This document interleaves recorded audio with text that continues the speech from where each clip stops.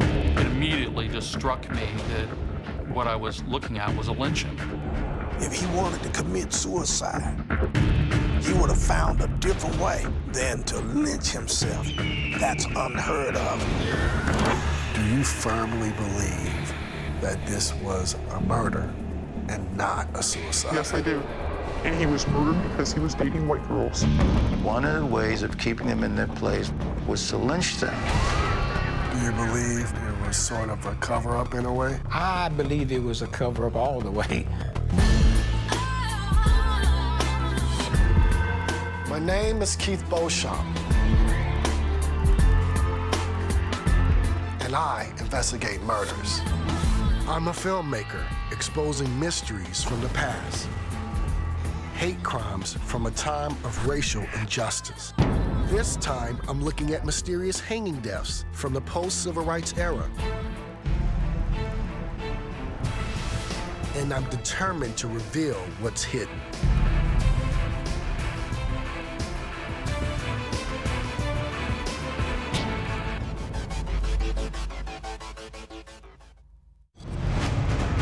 From 1882 to 1968, almost 3,500 lynchings of African Americans were recorded in this country. But some people believe lynchings did not stop in the 1960s. The Injustice Files investigates 4 cases of death by hanging. Were they murder or suicide? With the help of a criminologist, a psychiatrist, and a forensic pathologist, I would join 4 families in their long search for justice. Did their loved ones really take their own lives, or were they victims of lynchings? My journey leads me first to southern Mississippi, to the home of Maria Johnson, whose son Renard died when he was 17 years old. I like this photograph, right? That's the only graduation picture we have of Renard, when he graduated from kindergarten. It's okay, we did get that one. Maria and her family lost Renard in a devastating way at the end of a belt in their front yard. Tell me about the last time you saw Renard. When I left for work, he ran out and said, "You forgot something." I had to get out of the car and come in and kiss him because we always hug and kiss each other. That's just something we always did. And I went on to work. Renard Johnson lived in Kokomo, Mississippi. On the evening of June 16, 2000, he dropped his brother Roger off at a local gas station, making plans to meet up later that night. I got out the car, like we always do. We laugh and joking back and forth. He get out, he's like, "All right, punk," like that. And I said the same thing to him, and we laughed like that. And I said, "Man, I'll see you later." He said, "All right, I'll see you." Renard returned home to watch basketball with a cousin. Sometime around 9 p.m., he said that he was going outside for a moment. His father, Jerry, got home less than 1 hour later. What did you see when you first drove up into the house? When I turned in the driveway, that's the first thing I saw, him hanging in the tree. I didn't really know what to think. I rushed down in there and I slammed the truck in park and jumped out and cut him down. I didn't know where he was dead or not at the time when I pulled up. I just more or less got out and did what I thought was best to do. Jerry cut the belt that held his own son hanging in the tree in a last-ditch effort to save his life. Then he called his oldest son, Rendell, who rushed over to the house. Got over there and he was just sitting there crying there, and I said, "Daddy, calm down." I said, "Everything will be okay." He said, "How can it be okay?" As sheriff's investigators arrived, Rendell went to break the news to his brother Roger, who could tell something was very wrong. I was thinking, like I said, I was thinking Renard probably got in an accident or something.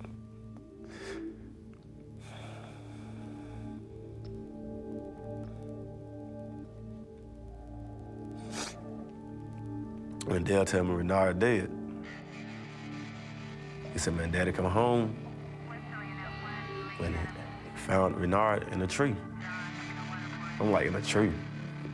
Somebody hung him in the yard. And I just freaked out. I couldn't believe it. Then the brothers told their mother. I remember hearing her scream.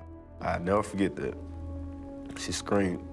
The next thing Rondell said was, Mama, they said Renard killed himself. And that stopped my grief period, because I knew that my son did not kill himself.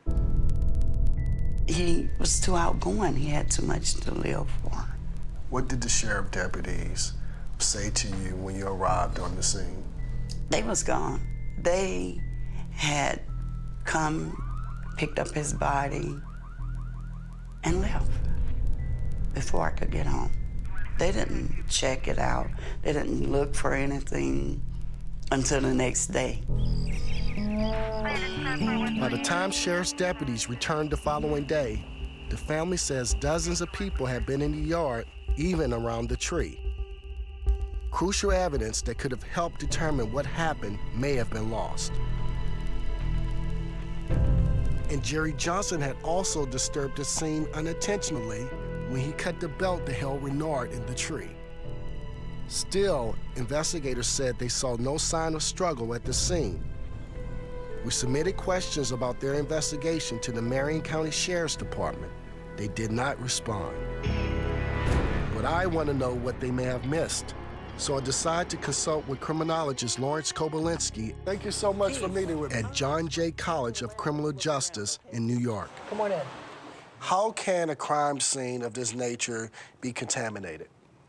Oh, it could be very easily contaminated if you have people wandering into the area. Once you abandon the scene to come back the next day and then find the tape gone and people walking all over the scene is now completely uncontrolled. It should have been maintained under police authority so that nobody would be permitted to walk in there. Because they didn't see signs of a struggle, the local authorities quickly declared Renard's death a suicide. But many people in the community didn't believe that. They believed something very different had happened. So no way your friend Renard would have committed suicide? No way, no way. Someone killed him, you think? Yes. So he would have been killed for what reason? For dating a white girl, because he was liking a white girl, that's all. That's the only reason. Was Renard Johnson murdered? Now, do you think children is grown up to mix the black and white together? I knew that countless young black men in Mississippi from the 1800s until Emmett Till's lynching in 1955 and beyond had lost their lives because they were fraternizing with or even just looking at a white woman. Renard's brother, Roger, was closer to him than anyone, and the two often went out with girls, black and white, together. Roger knew their relationships with white girls had caused trouble in the community. When I heard about what happened to Renard, first thing come to mind was like some of the white girls that we had been dealing with and some of the guys that we had been having altercations with. In fact, Renard and Roger had argued with some white men a few weeks earlier when they went to pick up two girls they were dating. The girls called us to come pick them up. One of the younger guys, he started yelling, telling us to get away from there. Uncle was like, get away from me, y'all don't have no businesses over here or whatever. They started throwing bottles, so taking their shirts off. Now, these girls are white girls. Yes, these girls are white girls. Me and Renard had several altercations with their uncle. He did not like us at all. He made several threats over the phone. This story and others troubled Reverend Kenneth Fairley, a minister who had been active in the civil rights movement in the area since the 1960s. And we had heard that Renard was involved with a young white lady. And if that was the case, history in this state always has pointed to that that's off limits. That was a no-no. And we instantly felt a strong conviction that Renard had been lynched. Why did you and the family come to the conclusion that it was, in fact, a lynching? At that time, there were some tensions in the atmosphere. There was some reports of skinhead movement in Marion County.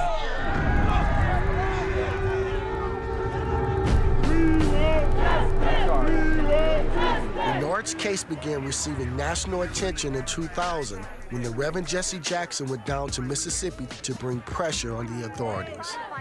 We would not turn the lights off until those who murdered Renard are made public. But the official ruling remained suicide. I can understand how the Johnson family feels. In 1983, my best friend, Joseph Brown, was found hanging in his home. He was just 11 years old. It was ruled an accidental strangulation, but I've always wondered what could have happened, and his death has haunted me for years. Now I want to help others, like the Johnsons, who are trying to find out what happened to their loved ones. This is a tree right here where Renard was found. I've decided to reopen the Renard Johnson case myself. So this is the branch right here where your brother was hanging from? I will work closely with his brother Roger, who has been searching all this time for leads. He tells me the family moved away from the house near where Renard died. To move away. What was that feeling like? Felt like I was leaving him there. Felt like I was abandoning him, to tell you the truth. Like that would have really felt like to me. This is what remains of our old house right here. The house has since burned down, leaving little of the place where the Johnson boys played football with their neighbors, black and white. It once seemed like the perfect spot to raise a family, but now Maria Johnson isn't so sure. She never imagined losing a child the way she did. I had no idea that they actually still did lynchings here. I didn't know anything about hangings, and I didn't know it exists nowadays. This was all new for me. But now that I know, I want other families to know that this can happen to you. This can happen to anyone. You don't want to go through what our family went through. You don't want to lose nothing, and you can. Next, I find a witness who saw suspicious activity near the Johnsons' home. You sure this is where she lived? This is it. In the days leading up to Renard's death. We saw one guy get out of the vehicle and start to walk.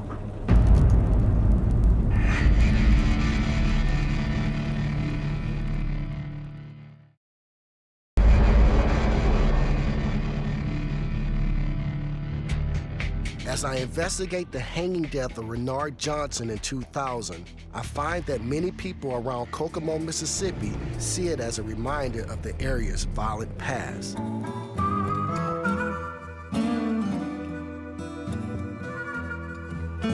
In the years after the Civil War, up until the 1960s, thousands of innocent blacks were strung up and murdered by American lynch mobs. And Mississippi was once the lynching capital of the United States. But some people say that lynchings still happen, and I'm trying to find out if that's true. To understand more about the violent legacy in this area, I reach out to Dr. Aaron Passant, a psychiatrist at Harvard Medical School and a veteran of the Civil Rights Movement. They started talking about lynching a lot after the Civil War and Reconstruction. And that's because the status of blacks changed. And one of the ways of keeping them in their place was to lynch them. And this would have the effect of also controlling them psychologically. I mean, I used to feel some of this during the Civil Rights Movement. You feel totally unprotected, that someone can come and shoot you and kill you, and nobody would do anything about it. What was race relations like between the African-American community and law enforcement? The law enforcement people's job was to help keep you in your place. And they completely controlled you under pain of beating or death to obey these racial etiquettes. Have things really changed since then? I meet Renard Johnson's brother, Roger, at a bridge that had been marked with racist graffiti. That was spray painted, kill all niggers. And man, the whole community was aware of it. Someone removed it eventually, but At the time, I'm saying, it was a big blow. It was hard. It was very hard. Roger wants to help me investigate his brother's tragic hanging death. He tells me about a former neighbor of the family's who has information. It turns out she moved away from Kokomo, and she only wants to speak to me if I protect her identity. She tells me about the suspicious activity she saw on the quiet country road near the Johnsons the night before Renard died. There was a pickup that stopped in front of our house. Another vehicle came behind it. They stopped. The lights were off. People got out of the vehicle and they were talking. My dog was at the window just going bananas. Then they got their vehicles and proceeded down the road slow. And I mean slow. This is going towards the Johnson house? Yes, going towards the Johnson's house. And then, on the night that Renard died, a truck stopped outside the neighbor's house once again. And we saw one guy get out of the vehicle and start to walk. I know he had jeans on, or very dark pants, and he had hair very close to his head. That's all she could see, but she's convinced she knows what really happened to Renard. Knowing what you know, do you firmly believe that this was a murder and not a suicide? Yes, I do. And I would go into a court of law and tell what I know. I firmly believe it was a murder. And he was murdered because he was dating white girls. I realize her story corroborates what Renard's brother Roger told me. 2 nights before Renard's death, Roger was home alone. I heard footsteps. I heard people running across the front of the yard, and I jumped. I turned the light off, and I ran into my room. I grabbed one of my rifles. I turned off all the lights, opened the door, and the dog was barking toward the woods. So I started firing. I started shooting outside. I could hear people running up the road. The next night, the Johnson brothers were out and returned home late. Their dog was barking again. I tell Renard, I was like, man, I said, she been barking like that every night. He had a gun laying on the front seat of the car. He took the gun out. He's like, if somebody's out there in the woods, I got something for him, like that. We were like, it was just a joke. Nothing happened then, but the next night, Renard was found dead in front of the family's home. Roger never told this story to the local sheriff's department.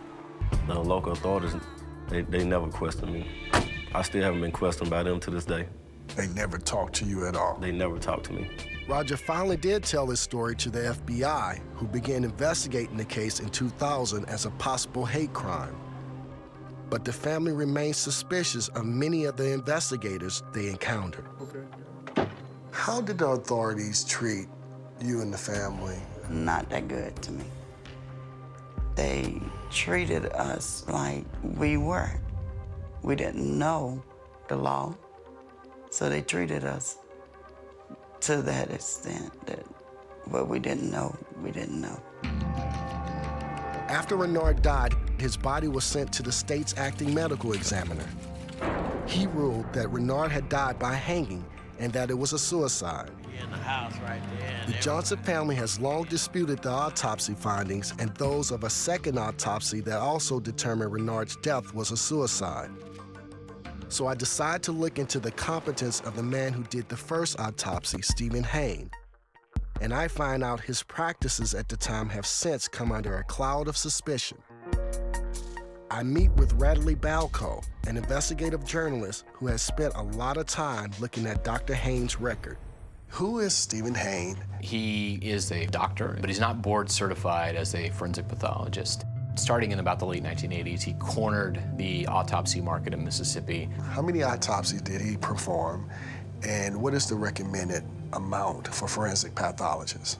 The National Association of Medical Examiners recommends that an individual medical examiner do no more than 275 autopsies per year.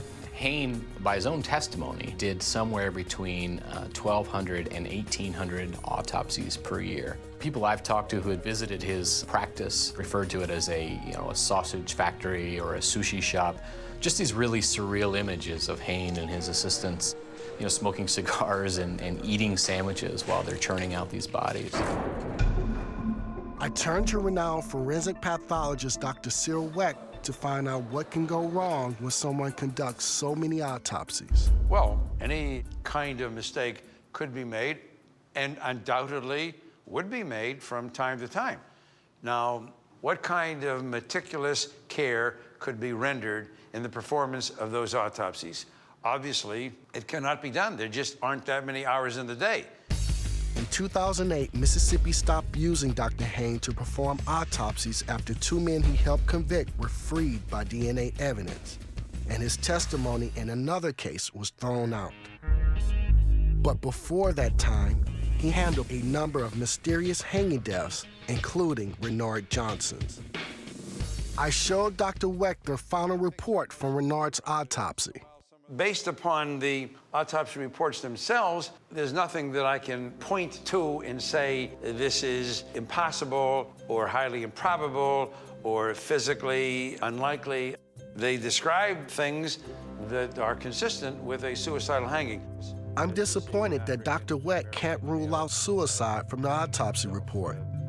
Yet doubt still hovers over Dr. Hain and his findings, as it also does with the findings of the second autopsy performed by Dr. Paul McGarry, a pathologist who later lost his job in New Orleans after a dispute over one of his examinations. He came out with the same conclusion that Stephen Hain had with the Renard Johnson case, that it was suicide. Does this surprise you? Not really. There's a very, very strong incentive for them to not want to upset the prosecutors who give them referrals.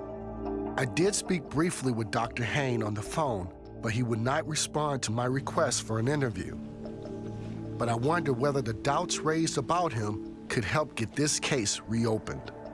I do not believe that you would have to be F. Lee Bailey or Jerry Spence to rip him apart. You would not have to be one of the world's great cross-examiners or highly experienced attorneys. I decided to look for more mysterious hanging deaths that were handled by Stephen Hain.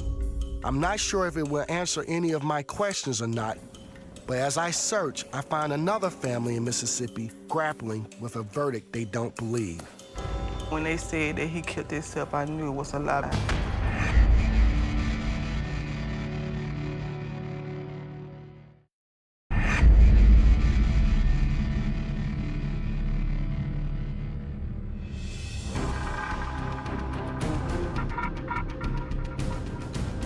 While investigating the hanging death of Renard Johnson, I learned there were questions about the work of Dr. Stephen Hain. Hain performed many thousands of autopsies for the state of Mississippi, including dozens of mysterious hanging deaths. One of them was a case much like Renard Johnson's. A young man named Nick Naylor from Kemper County, Mississippi, 150 miles from Kokomo. He was found hanging in the woods near his home in 2003. Nick, just 23 years old, lived here, helping to take care of his nieces and nephews. Samantha Naylor is his older sister. He used to come over to my house. We used to sit down and talk. He always talk about what he wanted to do, what he wanted to accomplish. What were some of his dreams? What did he hope to accomplish in life? Well, he never did get that chance. He wanted that big house, his nice cars, his family. Wanted to start a family, which he never get a chance to do. On the morning of January 8th, 2003, Nick went out to walk his dogs. It was a normal routine for him. He'd go for a walk, took the dogs with him. Before dark, he was back home. Night started to fall. We didn't see him, didn't hear from him. Then all of a sudden, the dogs started coming back. But no Nick.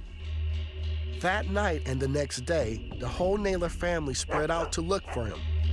They went back again and again to a dirt road near their home, which went through the land of an all-white deer hunting club. And they was telling us, why y'all coming out here? Y'all scaring the deers away and all of this and that. And we'll ask him, we looking for our brother. Did you see him walking this road? So this is a deer camp that's located in the area? Yes. Every one of those men that we asked, had they seen him, one of them would tell, maybe he caught that early morning train. In the Old South, catching an early morning train had a definite meaning. It was a code that someone had been lynched. Nick's brother and another sister, LaQuisha, showed me where they finally found him. It was a terrible scene.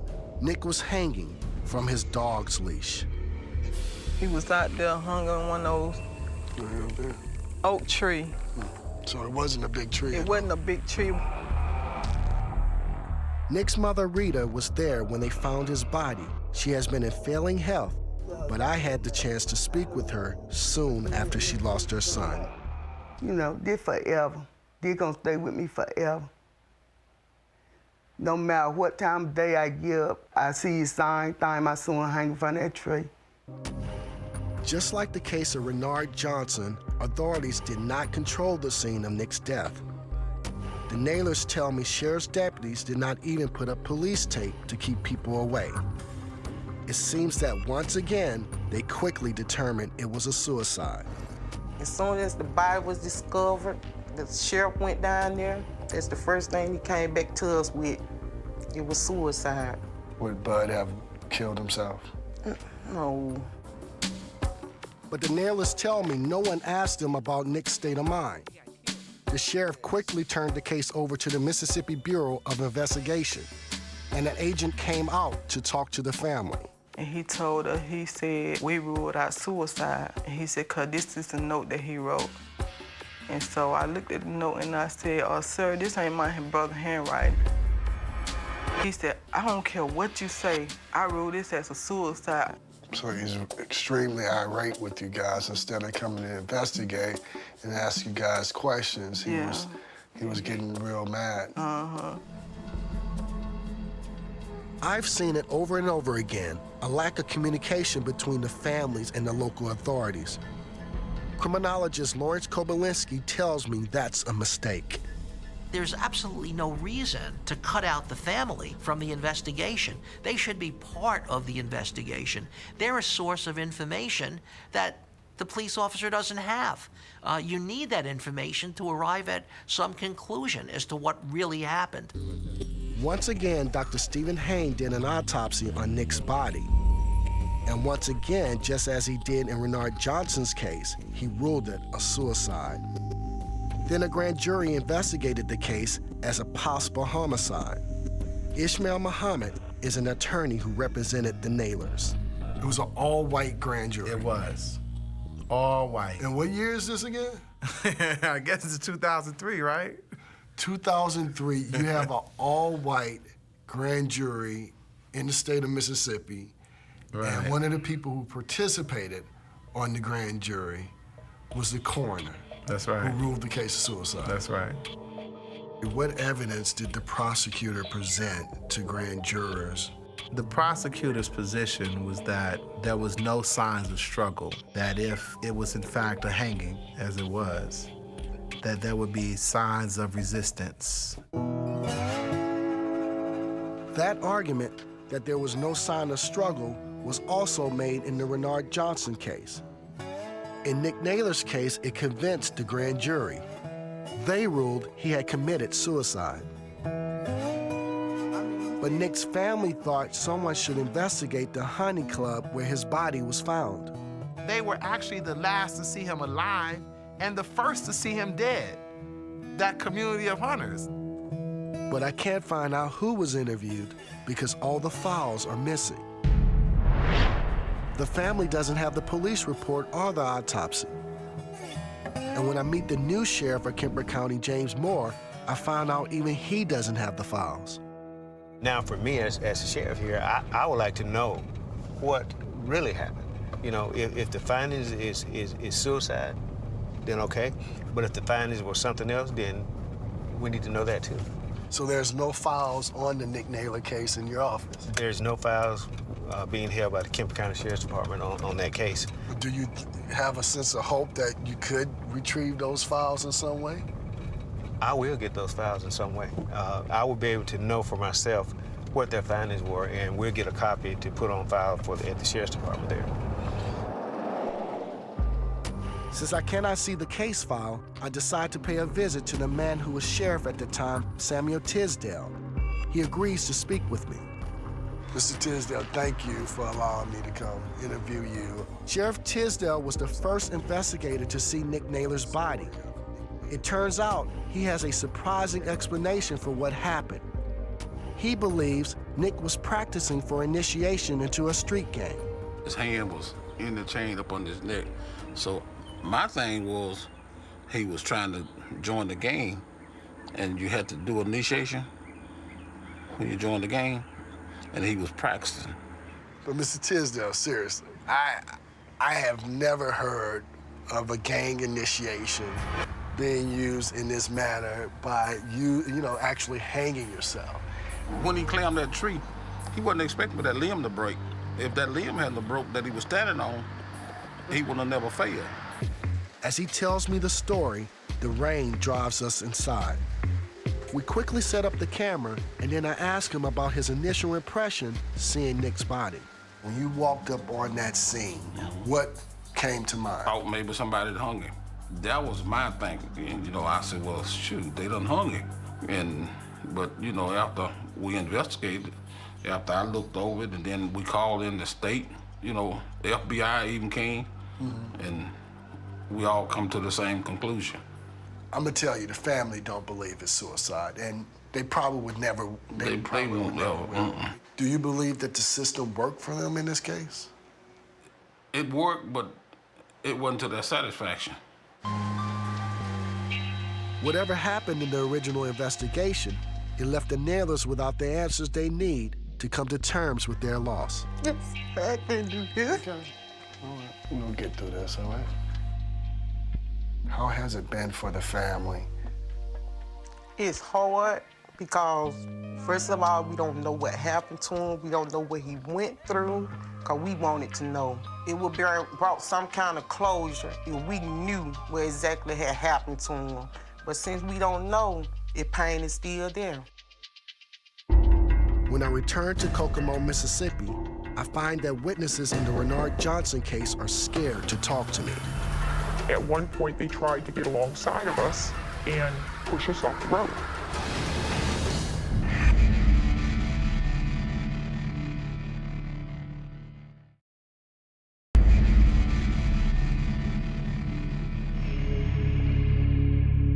The more time I spend with the families of young men who died by hanging, the more I learn how difficult it is for them to accept the official verdict of suicide.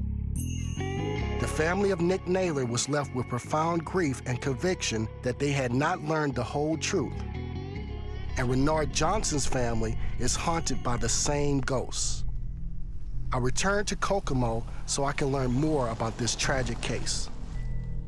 What will be closure for you and your family? To find out what actually happened, who did it, why they have so much hatred in their heart that they couldn't stand the idea of him being him, of Renard just being a free young man. Maria Johnson tells me that her son Renard, who had just finished his junior year in high school when he died in 2000, was a good student and football player. What was Renard's plans for the future? To go to college. He wasn't really sure what he wanted to do, but he was definitely going into college. Not only did Renard have plans for the future, he had big plans for the weekend ahead.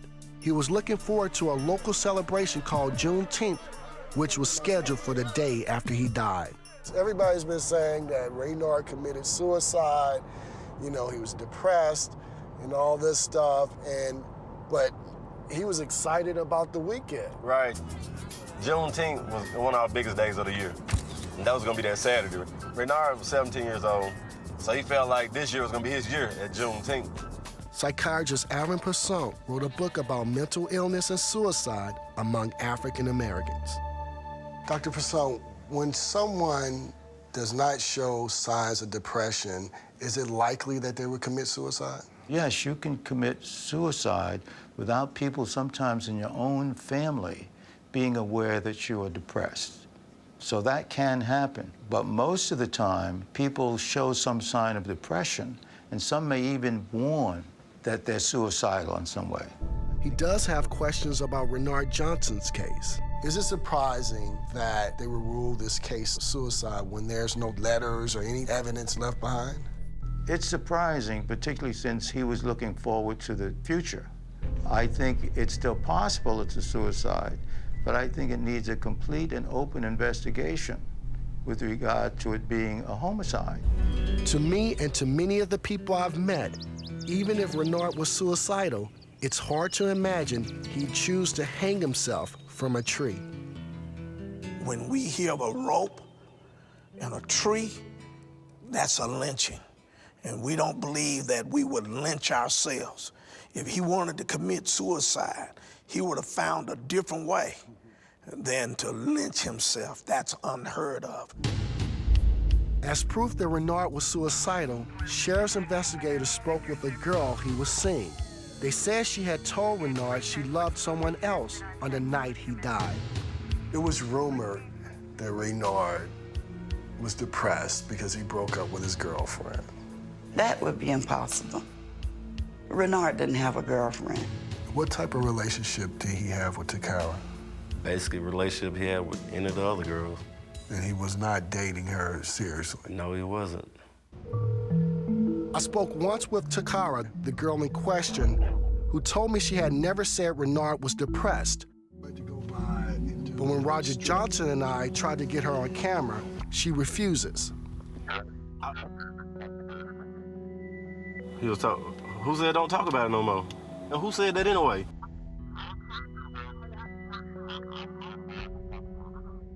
When she hangs up, Roger is upset. All right, man. I may check with her later. Yeah. Seems like somebody got to Takara, man. Man, this is crazy though, man. Just talking to her last week, and all. I'm like, if somebody's sitting here saying, she know they lied. She said they lied on her about the statement and everything. Exactly. She kept saying, I got kids. But now she's adamant that she don't want to talk at all. Yeah, now. She totally clammed up now. Man, that's crazy. But Takara's not the only potential witness who clams up around me and my team. Why do you believe that it's so difficult to get people to talk about this particular case in 2011? I think that most of the citizens of Marion County are afraid that what happened to Renard could easily happen to them. That's a reality. I find out they may be afraid for good reason. Remember the Johnson's former neighbor who saw the trucks meeting up before Renard died? She spoke out in 2000. So you tell the local authorities what you know, and practically days later, you were being harassed? Silently. No one would come up to me and say it in my face, but they would follow me in the stores. They would follow me when I walked down Main Street. On one occasion, she tells me, she and her daughter were almost run off the road. My daughter and I were coming back from Columbia one day, and we noticed this vehicle coming up behind us really fast. So I sped up.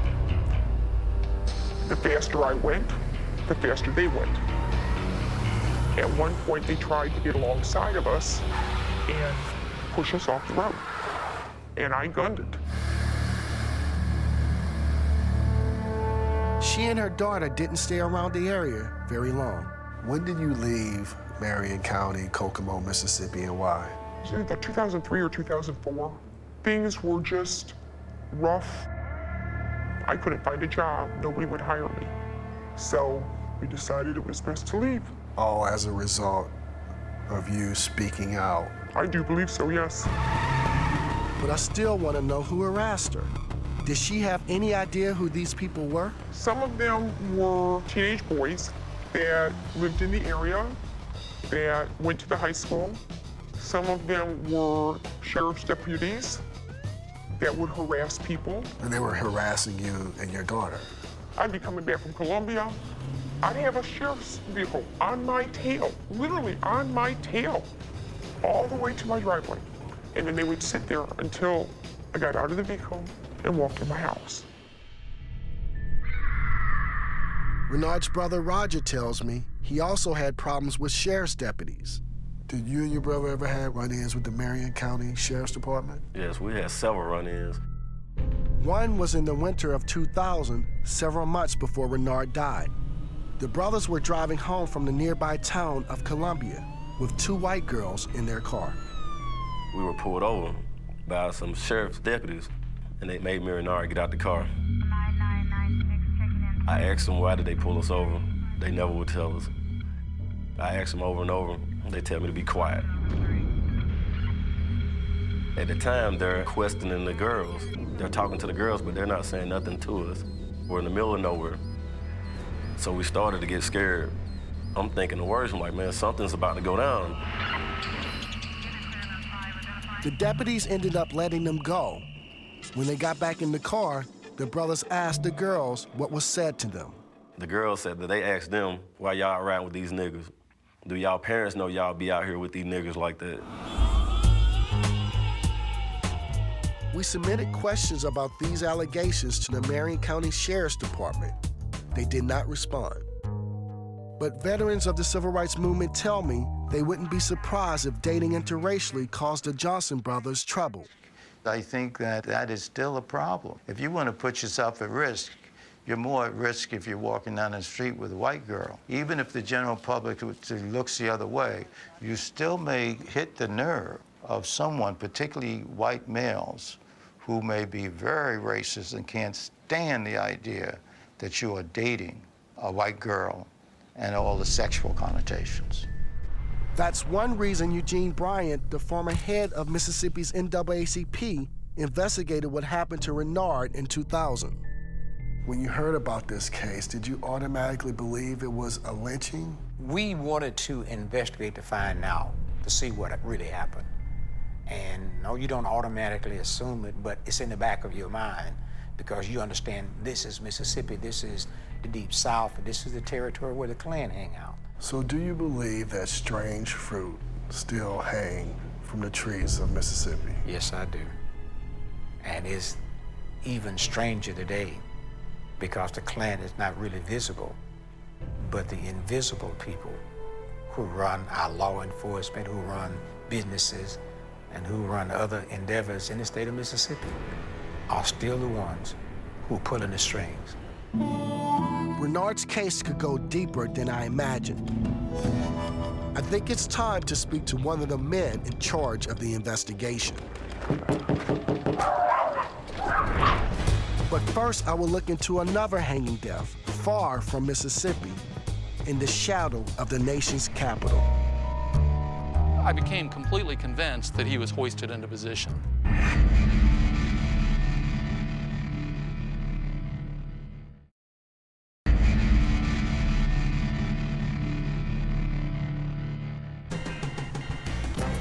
Our nation's capital, Washington, D.C.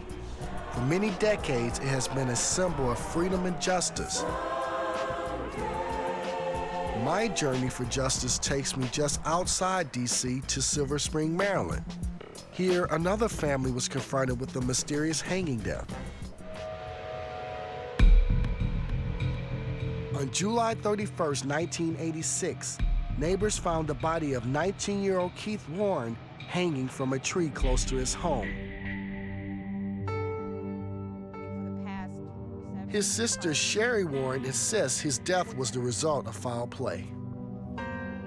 You discovered that your brother was deceased, and then you find out that he was found hanging.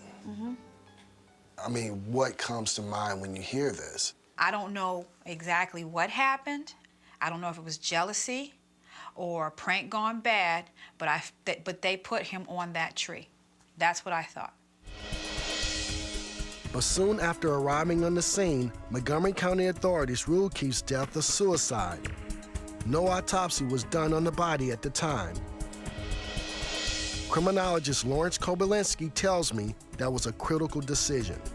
How often is an autopsy done on suicide cases? It should be done in every suicide case without any question at all. The only time autopsies are not called for is when somebody dies for understandable reasons in a hospital, and there is a physician that can certify the cause of death.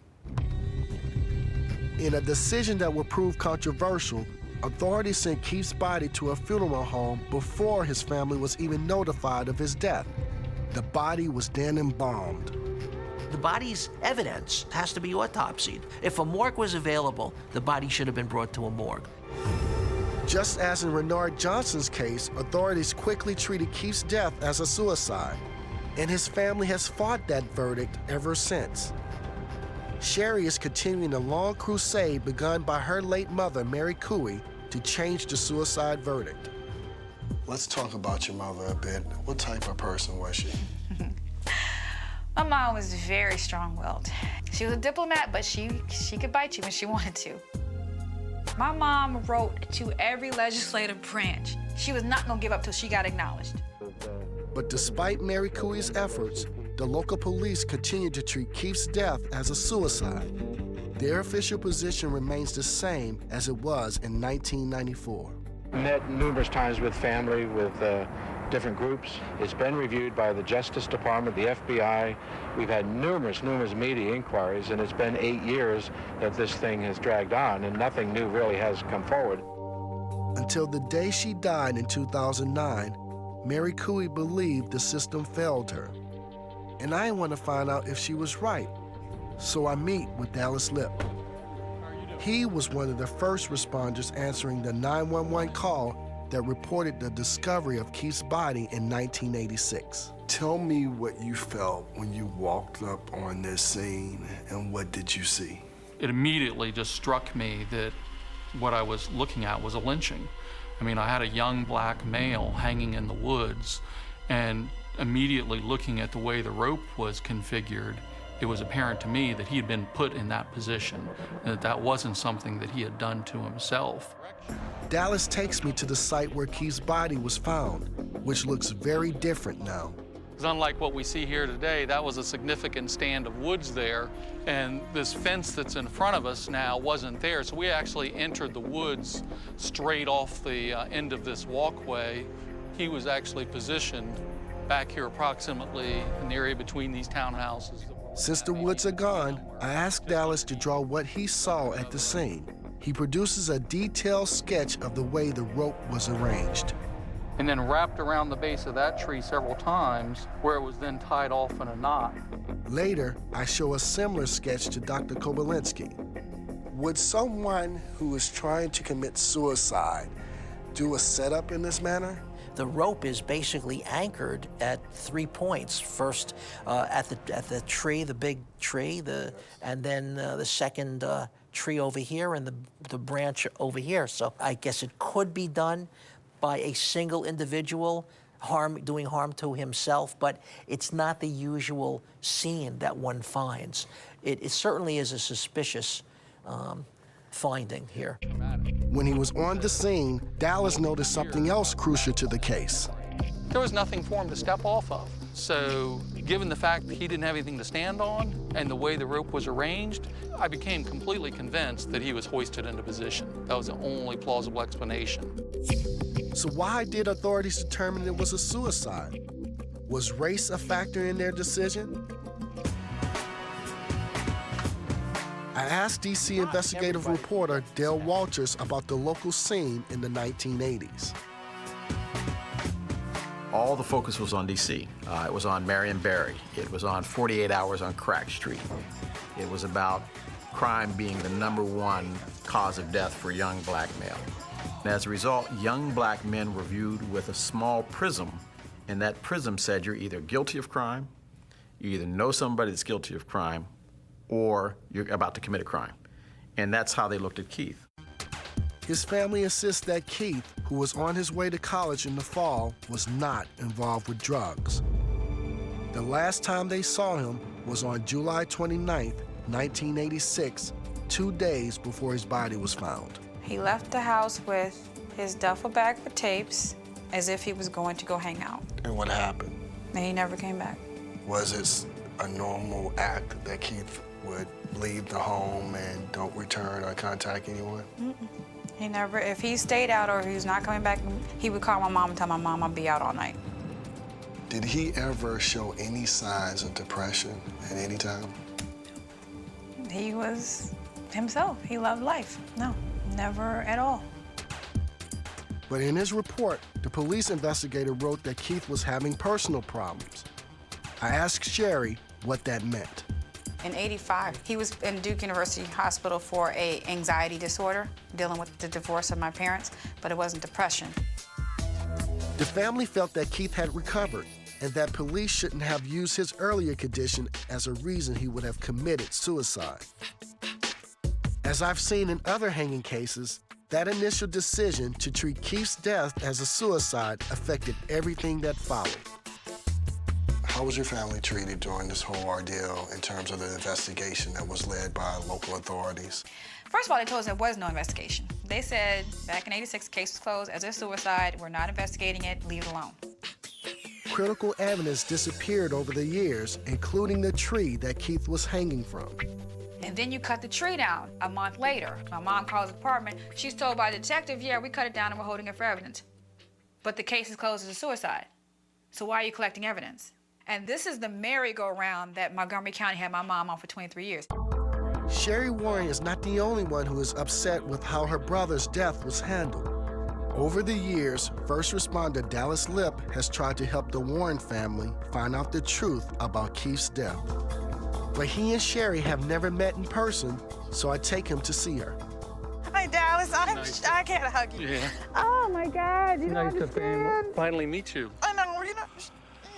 I was telling somebody today that meeting you is like kind of meeting a hero because you don't owe my family nothing.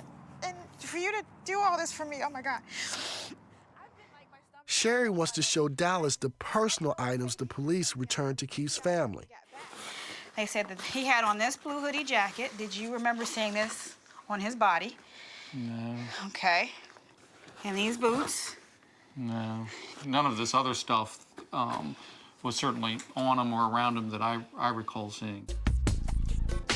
Keith wasn't wearing any of these clothes the police returned to his family when Dallas saw him hanging in the woods. He definitely wasn't wearing those boots when we found him. Those boots were nowhere around. Next, new information leads to more questions about the scene of Keith's death. If you find a victim of hanging and he's in clothing that is not his own, whose clothing is it?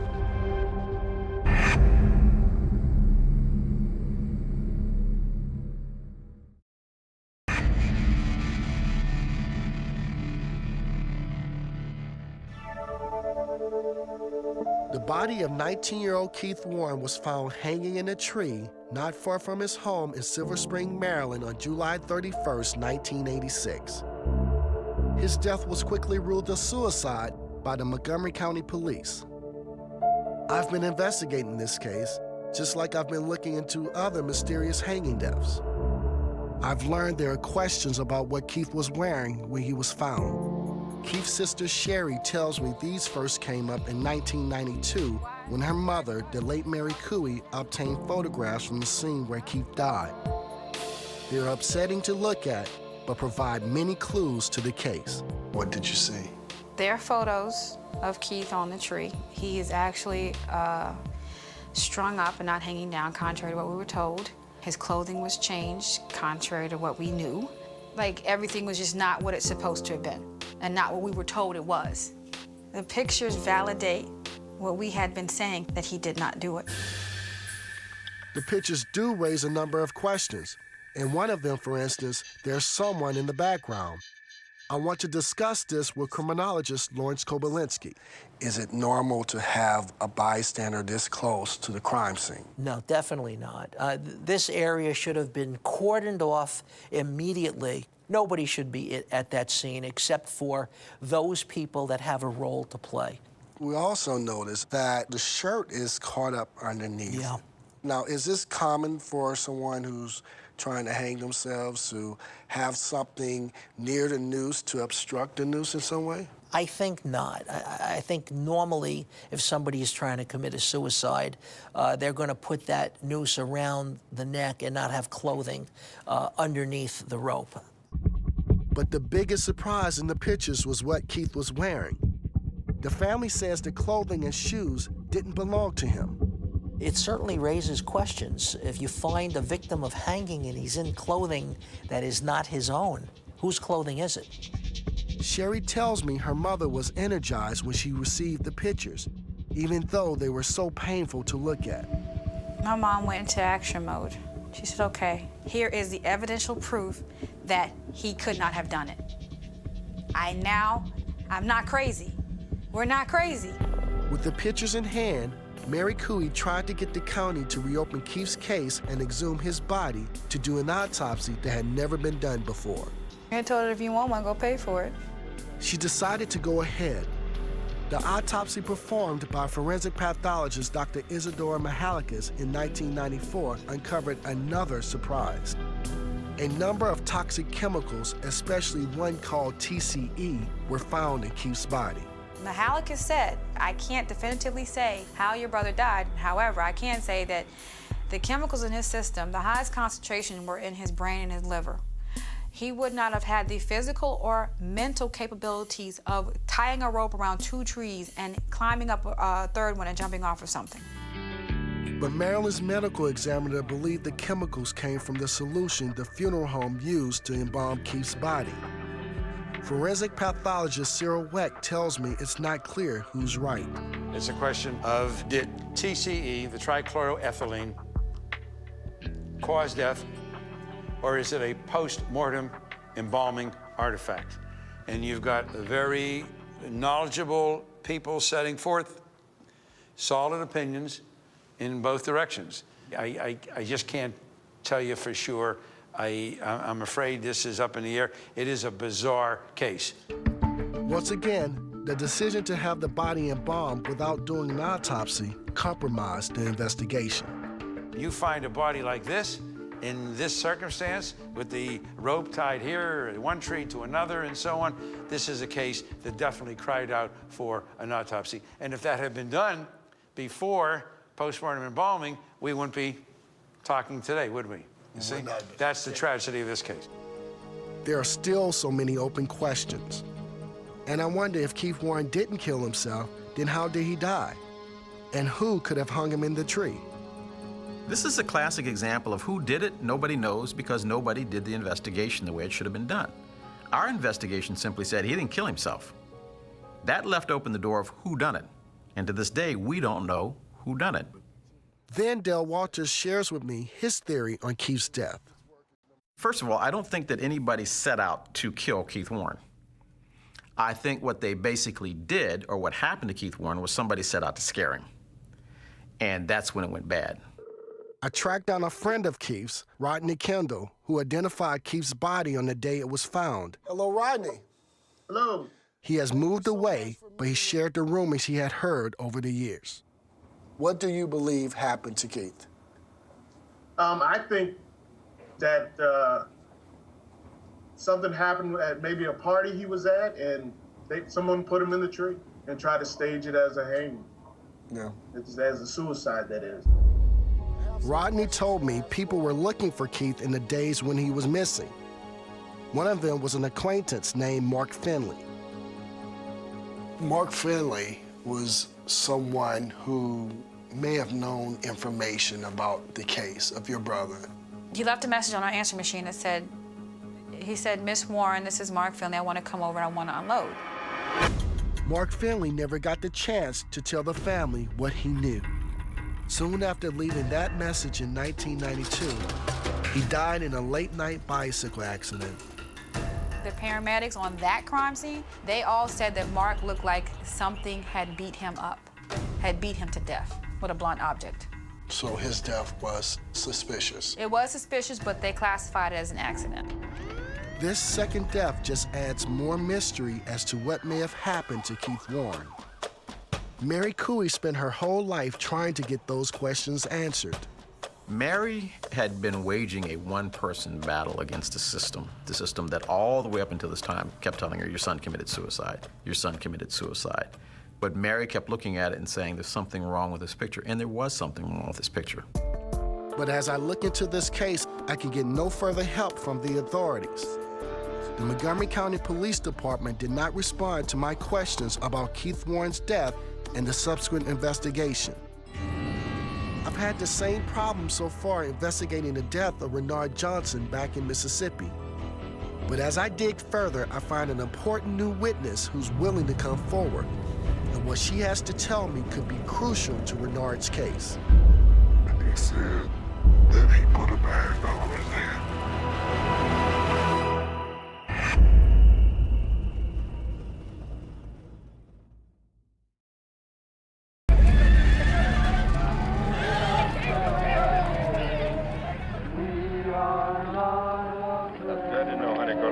I'm not afraid either. Even after the civil rights movement, there continued to be mysterious hanging deaths in Mississippi. In the late 1980s and early 90s, for instance, more than 40 people died by hanging in the state's jails. The U.S. Congress looked into those cases.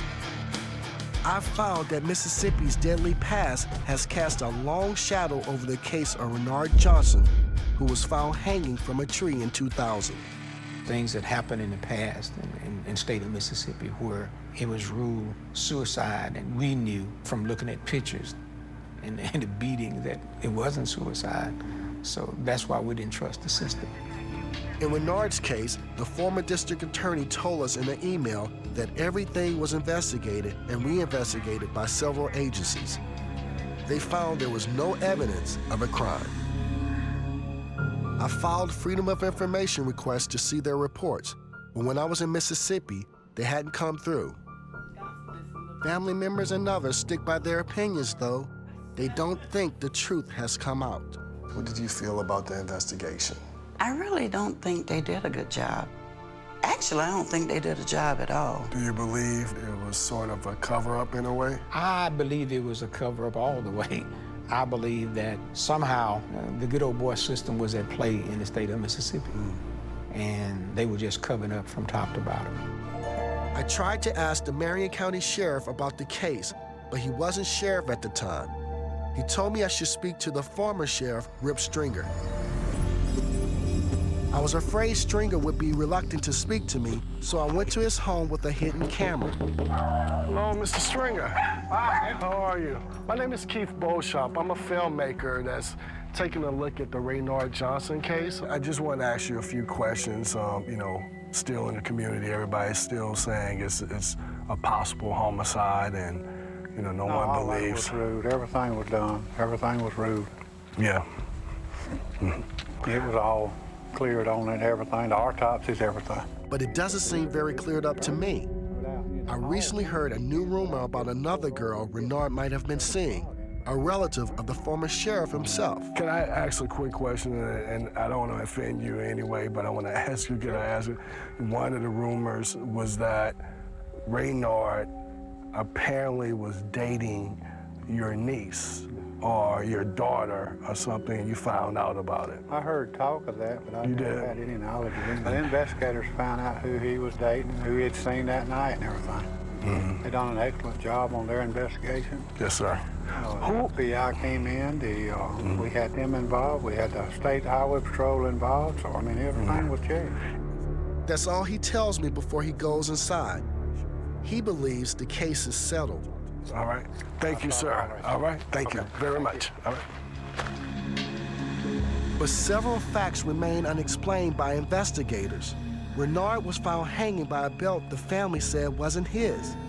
And he was found in a place where he could have stood up to stop himself from hanging. It looks like it's 4 feet right here. Right. I know it don't make no sense at all. Basically, as you can see, there's a wooden border that surrounds a flower bed underneath. This is called a partial hanging. It could very well mean that he was incapacitated and was unable to stand. It doesn't rule out a suicide, but it could mean that there was some incapacitation.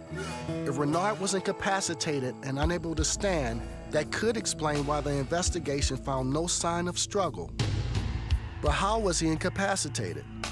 One theory is that Renard was immobilized with a taser.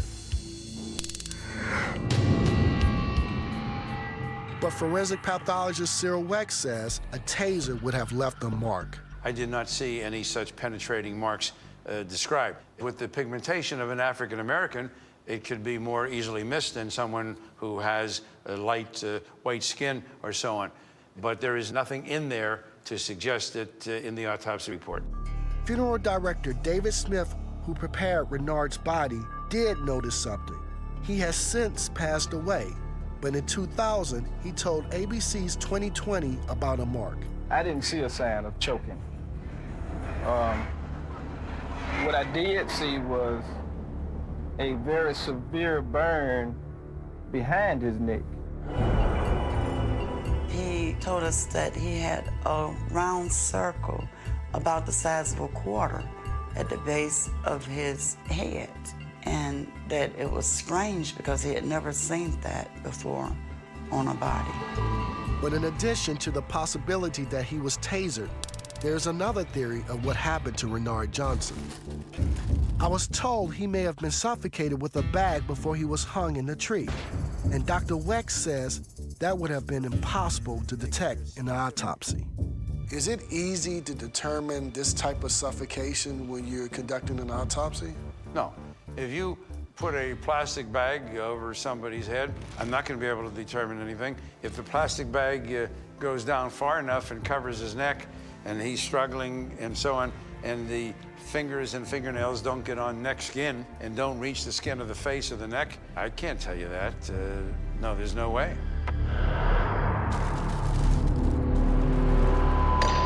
The story was said to have come from a young man who claimed he was involved in the murder. My friend told me that this little boy told him that his cousin, Scotty Forbes, was going around bragging that he had done it. They come up behind him and suffocated him with a garbage bag, was how they did it. Scotty Forbes was from an all-white area called Morgantown. He went to high school with Renard's brother, Roger, who tells me Renard was dating Forbes' sisters. I know Renard was dating both of his sisters, and the girls would constantly fight over Renard. And I remember the guy, he come up, and he was hollering at the girls because they were fighting each other over Renard. One of the girls, she said that her brother could not stand Renard. There have been more rumors about Scotty Forbes over the years, but nothing solid. And then, in 2011, a woman from Kokomo told Roger she had information. She told me she knew who killed my brother. We go to track down the woman. She finally agrees to go on camera as long as she cannot be identified. She says Scotty Forbes told her about what happened to Renard himself. You sure this is where she lives? This is it. I know it's hard, but I need to ask you what was said to you. I mean, this is the only way we can get closer to the truth. He said he was sitting in the back seat. And he said that he put a bag over his head. And then he took the man and pulled him right there by the road and took him to that tree. That's what he said to me. Scotty Forbes died in a car accident in 2010, so I won't be able to get answers from him about these allegations or anyone else's involvement. Have you ever told this story to anybody else? Why haven't you? I was scared, but he died like not even a year ago, so now, just like I said, it's coming around at the right time. I ain't got to worry about looking over my shoulder for that one. He's not coming to get me. But to hang him on the tree, it needed to be another person. Because right. You're talking they about... They have to lift him up. Exactly. And they have to be there to do whatever they done to get him up there. It could be vital information about what happened to Renard, and there's still more I want to know. But first, I would check out a report of another suspicious hanging death, this time in upstate New York. To climb up and hang yourself 35 feet in the air, that's a new one on me, too.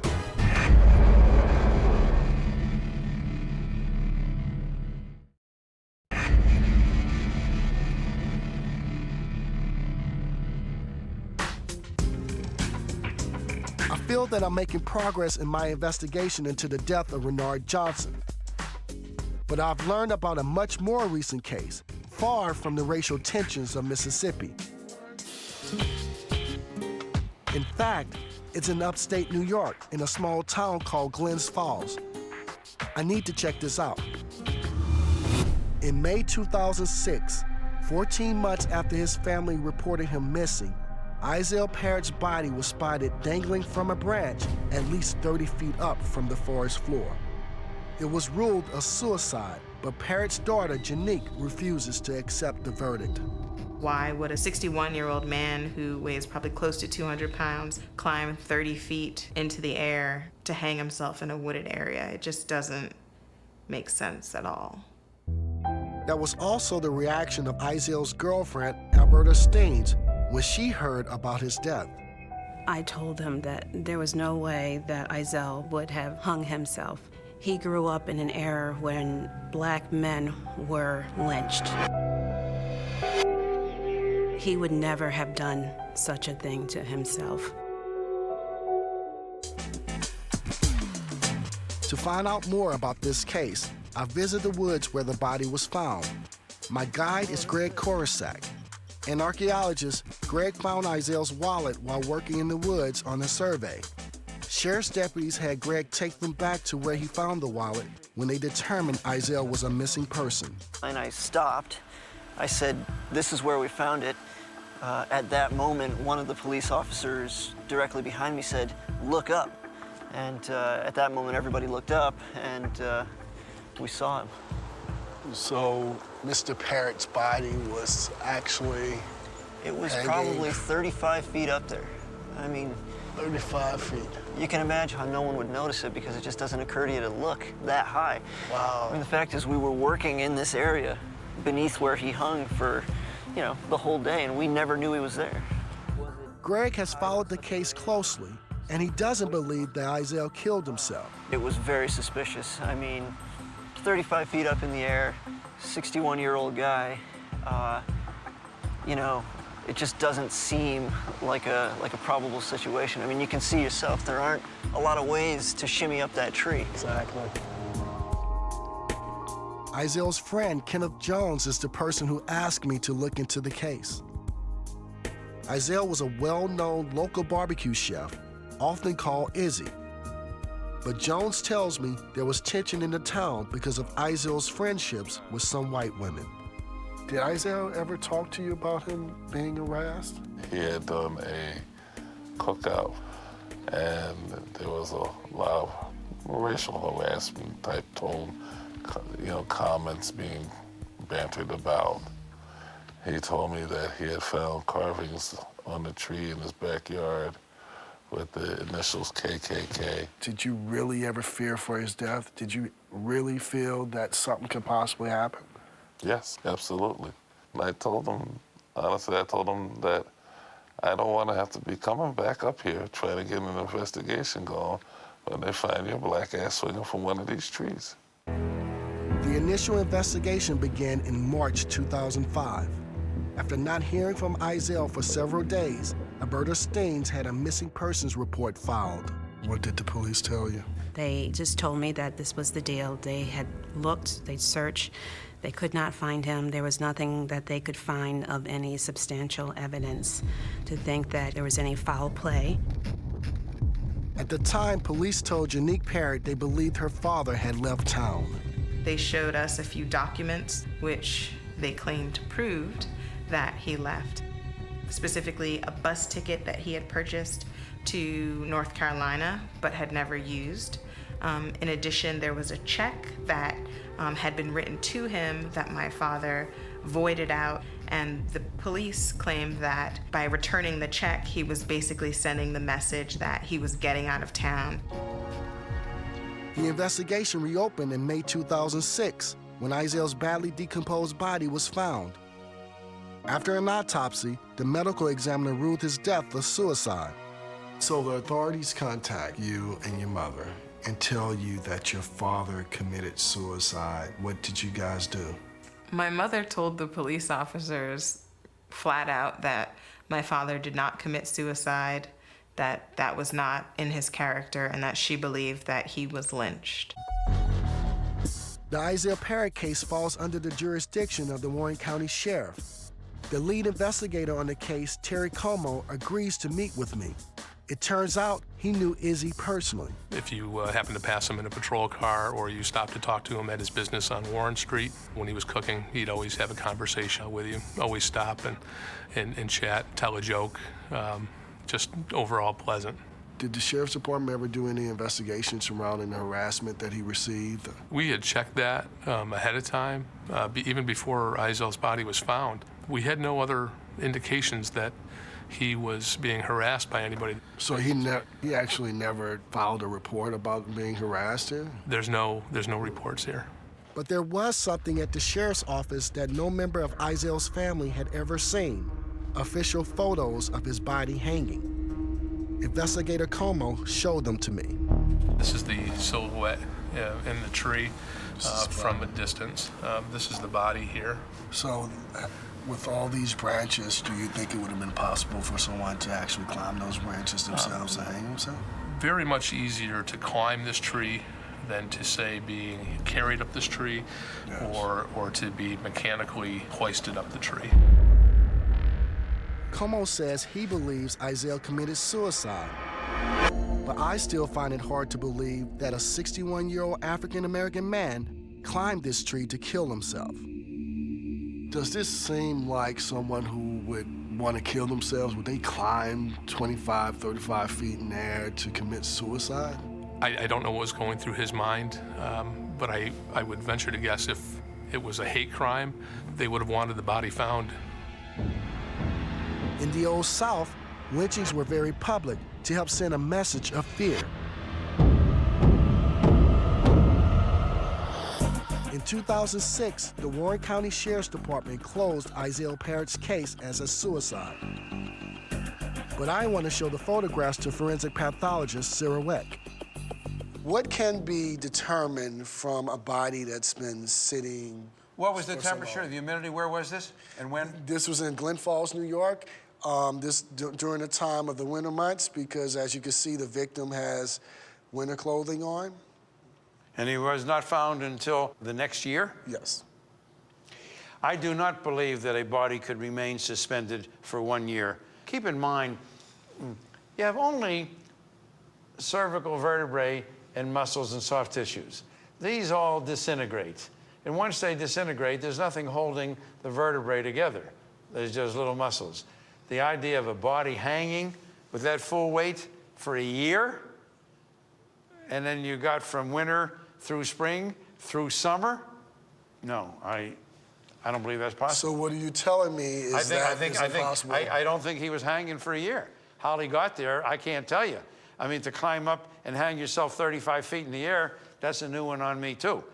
Dr. Weck speculates that Izell's body may have been hauled up into the tree only months before he was found by police. This could well be something, somebody fooling around. Somebody, maybe they found him dead, maybe they went and hung the body up to have fun or play games or whatever. I do not believe that this man climbed the tree 35, 40 feet up to commit suicide and that he was hanging there for a year. No, no way. The death of Izell Parrott remains a mystery, but his daughter Janique continues her quest for the truth. What would give you closure in this case? I think there are two things. Either definitely finding out specifically what happened to my father, or the Glens Falls Police Department actually honestly looking into the case. At this point, it's difficult to know what really happened to barbecue chef Izell Parrott. But I need to go back to Mississippi. There's someone there I need to talk to. Thanks for being with us. Someone who might have information about Renard Johnson's case.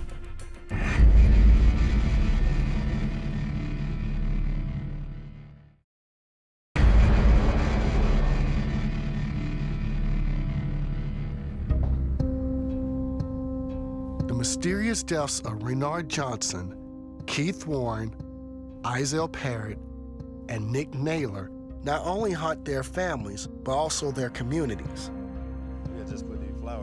As Roger Johnson and I examined the tree in Kokomo, Mississippi, where his brother Renard was found hung in 2000, a group of friends from the area stopped by. This is all my support right here. That's it. They tell me the tree and everything it represents still troubles them. And what comes to mind when you pass through it? I feel like the tree was there as a trophy, you know. That's where we hung that boy, Renard Johnson, right there. That's what they can come by and say. It's real to us. We firmly believe that it's a lynching. And by it being a lynching, we want some closure. I want to help them find that closure. But I've encountered a lot of fear in the Kokomo area. Those people that know what really happened need to stop being afraid. They need to own up to it, they need to step up to the plate, and they need to speak out.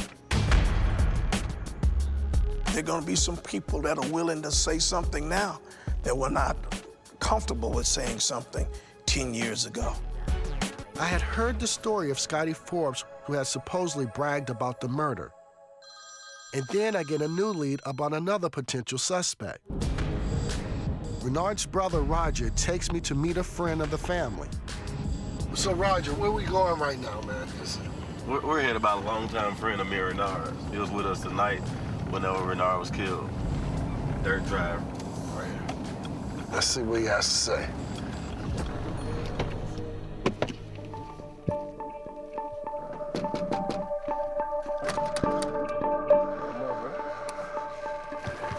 Keith right here, man. How you doing, brother?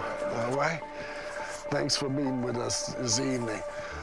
So your girlfriend has information about what happened to Renard. Yeah. So I mean, as far as the belt itself, anyway. So what did you hear about the belt? That it was the belt around his neck. My uncle's belt. Her uncle's belt? Yeah. Was around Renard's neck? Around his neck.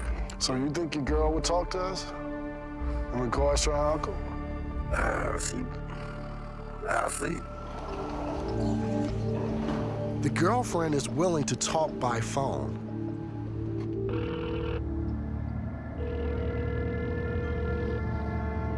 Hello? How are you? This is Keith Beauchamp.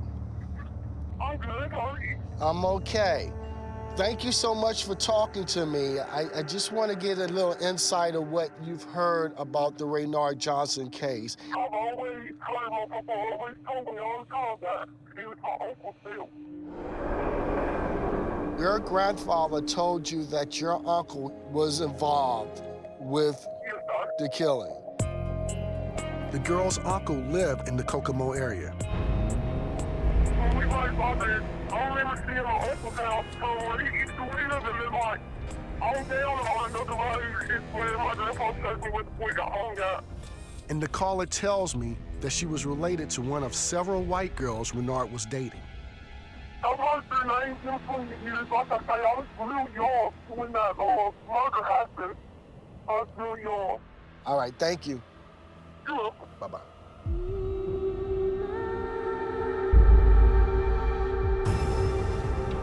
I hope this new information could lead to the investigation being reopened in Renard's case. But then, I finally hear back on my Freedom of Information request.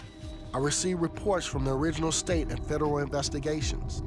As former Sheriff Rip Stringer had told me, the agencies did take a long look at this case in 2000. I mean, everything was checked. And they all concluded it was a suicide. The FBI gave me more than 200 pages, although much of it is redacted.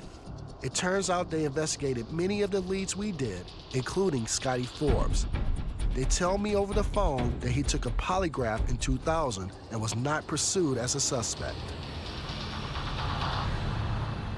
We asked the FBI to do an interview on camera, but they declined. They also said the information I've uncovered so far will not get the case reopened. All of the families I met along this journey feel the same. The cases are closed, but the official answers have not satisfied them. I've tried to find information that might help. Izell Parrott's family had long been in the dark about the scene of his death. They gave us photographs. Okay. I was able to answer some of those questions by showing them photographs I had uncovered from the scene of Izell's hanging.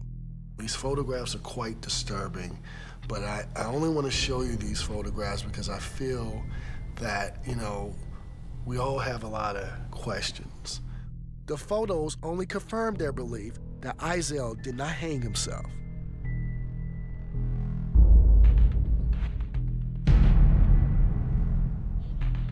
As for Nick Naylor's family, I was able to get the current sheriff in that county, James Moore, to vow to get the missing case files from the state investigators. I will get those files in some way. But he still has not been able to get them released. Can't get a conversation about it. Don't give me the files and haven't given me a reason yet either. Why not? Like Izell Parrott's family, the Naylors continue to believe Nick's death wasn't a suicide. And without those files, I cannot help them learn more.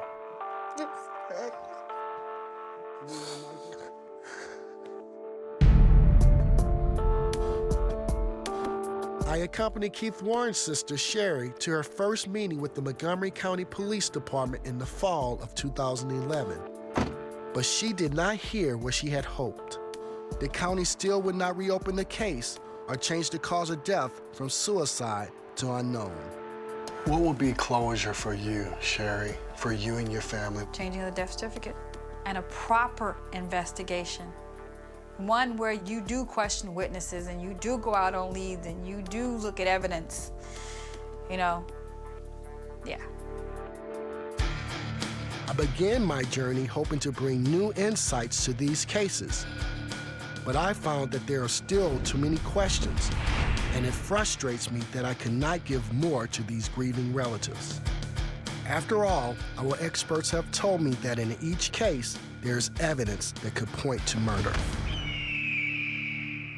And as Dr. Cyril Weck points out, the history of lynching is not so far in our past. We know about some other incidents involving African Americans not too long ago in Texas, where somebody was dragged by a James okay. Bird, yes. So if they'll drag somebody by car and not be worried about getting caught, then why would they not string somebody up? Less likelihood of their being caught. So the idea that, oh, gee, this doesn't happen in America anymore, I think is very naive. But in some cases, it seems investigators didn't look at the possibility of murder because they treated each death as a suicide from the beginning. Once it's declared a suicide, then the case is over. Law enforcement no longer has to do any work on the matter. I think sometimes the authorities are too quick to write something off as a suicide because it's quick and it's easy. And that means that families are left without the answers they've been looking for. I would love for the world to know that my son did not kill himself. What would justice be for you in this case? To see the person or people that did this to my son, for them to feel the pain that we feel. I'm sorry. I want someone else to feel what I feel. Are African American men still being lynched in America because of the color of their skin? In this day and age, it would have seemed impossible. But now, I'm not so sure. And to help the families I have met, I must continue to look for the answers.